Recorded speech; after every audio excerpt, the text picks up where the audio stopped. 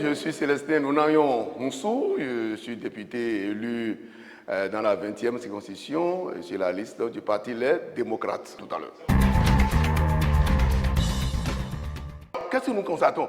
Alors les institutions démocratiques sont là, mais elles ont été complètement dépouillées de leurs prérogatives constitutionnelles. Et pourtant, quand on est dans un état de droit, toutes les puissances publiques sont soumises en fait aux règles de droit.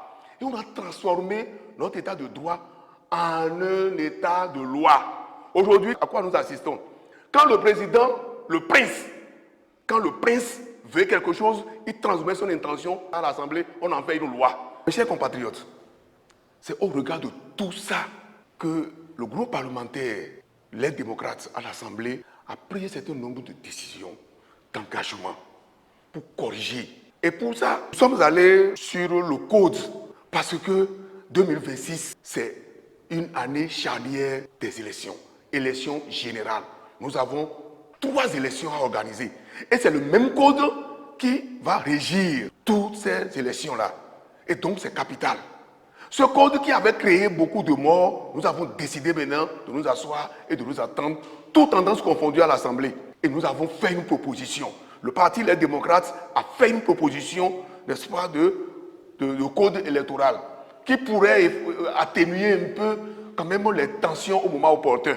Quand nous avons fait cette proposition-là, ça a été étudié avec d'autres, bien entendu. S'il vous plaît, je suis membre de la commission des lois.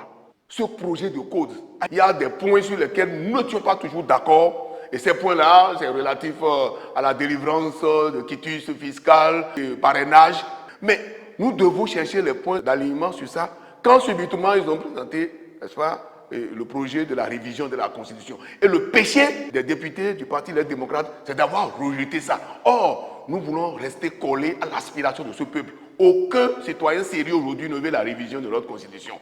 Ce code, tout ce que nous avons obtenu comme consensus a été systématiquement rejeté parce que nous avons dit non, ce n'est pas opportun de réviser maintenant la Constitution. Eh bien, quand ils sont rentrés au laboratoire, au palais de la présidence, eh bien, ils ont mis tous les verrous. Cette fois-ci encore, pour empêcher le citoyen béninois de choisir librement, n'est-ce pas, ses dirigeants. Ça, c'est l'état de droit qui est complètement mis à terre.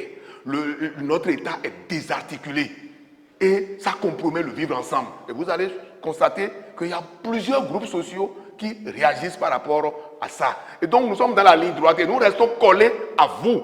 Eh bien, prenez votre responsabilité parce que tout ce qui se passe sous vos yeux. Merci à vous. Prenez ensemble.